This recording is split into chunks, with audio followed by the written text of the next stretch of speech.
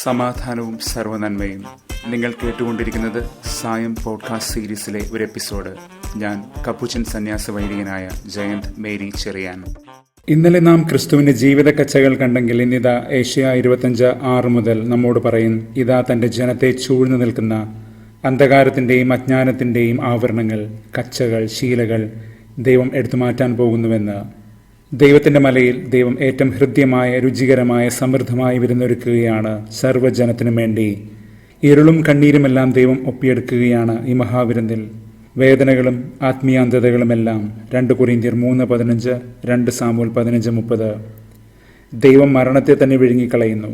എല്ലാവരെയും മരണം വിഴുങ്ങുക എന്നതാണ് പതിവെന്നിരിക്കെ 1 കൊരിന്ത്യർ 15:54 ശ്ലീഹ ഉദ്ധാനത്തിന്റെ വെളിച്ചത്തിൽ ഇത് വായിച്ചെടുക്കുന്നുമുണ്ട്.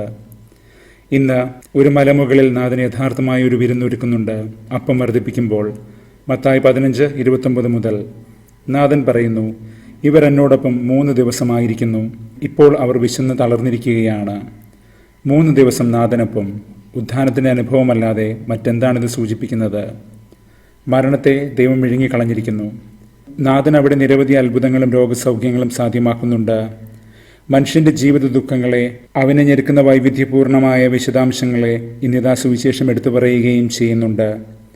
ഇന്നലെ നാഥൻ പ്രഖ്യാപിച്ച ആ ക്രിസ്തീയ കർമ്മരേഖയിൽ തന്നെ നാം ഇതിനെ വായിച്ചെടുക്കണം. ലൂക്ക 4:14 അന്ധർ കാണുന്നു, ചെകിടർ കേൾക്കുന്നു, ദൈവത്തിൻ്റെ ആത്മാവ് എൻ്റെ മേലുണ്ട് എന്ന് പറയുമ്പോൾ മാത്രമല്ല, നമ്മൾ കേട്ടിരിക്കെ തന്നെ ആ വചനം നിറവേറുകയാണ് എന്ന് നാഥനെന്ന് പറഞ്ഞിരുന്നല്ലോ. തൻ്റെ ശരീരരക്തങ്ങളുടെ കൂദാശിയായ പരിശുദ്ധ കുർബാനയുടെ തെളിമ തന്നെയാണ് നാഥൻ ഇവിടെ പകർന്നു വയ്ക്കുന്നത്. സൈന്യങ്ങളുടെ കർത്താവ്, ലോർഡ് ഓഫ് ഹോസ്റ്റ്സ് ആണ് ഈ വിരുന്നൊരുക്കുന്നതെന്ന് ഏഷ്യ പറയും. അവൻ തന്നെയാണ് അതിൻ്റെ ആതിഥേയൻ, ഹോസ്റ്റ്. അവൻ തന്നെയാണ് ആ വിരുന്നും, ഓസ്തിയ, തിരുവോസ്തി. ഇന്ന് സങ്കീർത്തനം 23 ദൈവം ഒരുക്കുന്ന ഈ വിരുന്നിനെ തന്നെയാണ് ഭക്ഷിക്കുന്നത്. വളരെ ഇഴയടുപ്പത്തോടെ ആടുമിടയനുമെന്ന പോലെ ഒരേ ഗന്ധമാർന്ന, സഹയാത്രയാകുന്ന, സഹജീവനമാകുന്ന സുവിശേഷ ഗീതമാണ് ഈ സങ്കീർത്തനം.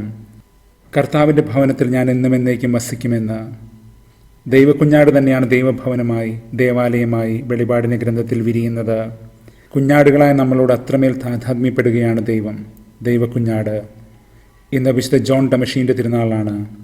കർത്താവിൻ്റെ ദൈവമനുഷ്യ സ്വഭാവങ്ങളെ സുന്ദരമായി ധ്യാനിച്ച് പഠിപ്പിച്ച ഒരു സഭാപിതാവ് അദ്ദേഹം പറയുന്നു, നാഥൻ അപ്പം മുറിക്കുമ്പോൾ അവന് മനുഷ്യൻ്റെ ആർദ്രതയാണ്, ആ അപ്പം വർദ്ധിപ്പിക്കുമ്പോഴാകട്ടെ അവന് ദൈവത്തിൻ്റെ കരബലവുമുണ്ട് എന്ന്. അദ്ദേഹം തുടരുന്നു, കർത്താവിൻ്റെ ദൈവത്വം അവൻ്റെ മനുഷ്യത്വത്തിൽ നിന്ന് വേറിട്ടല്ല അത്ഭുതങ്ങൾ ചെയ്യുന്നത്. മനുഷ്യത്വം ലോലമായി നിലകൊള്ളുന്നതാകട്ടെ ദൈവത്വത്തിൽ നിന്ന് അകന്നു മാറിയിട്ടുമല്ല. അലംഘനീയനായ ദൈവം മനുഷ്യരുടെ മുറിവാർന്ന മാംസത്തോടൊന്നായി സഹനങ്ങളെ രക്ഷാകരമാക്കി. ഇന്ന് ഏഷ്യ പറഞ്ഞതുപോലെ നമ്മുടെ രക്ഷയായ ദൈവത്തെ നമ്മൾ നോക്കും. തിരുവചനം പറയുന്നത് പോലെ നാം കുത്തി മുറിവേൽപ്പിച്ചവനെ നമ്മൾ നോക്കുമെന്നാണല്ലോ. സഹനങ്ങളുടെ പുതിയ അർത്ഥതലം നമ്മൾ കുരിശിൽ വായിച്ചെടുക്കുകയാണ്. കുരിശിൽ നാഥൻ്റെ സ്വയം ബലിയായ കുർബാനയിൽ നമ്മെ ഇതേ ജീവിത പന്താവിലേക്കാണ് നാഥൻ ചേർത്ത് വയ്ക്കുകയും ചെയ്യുന്നത്.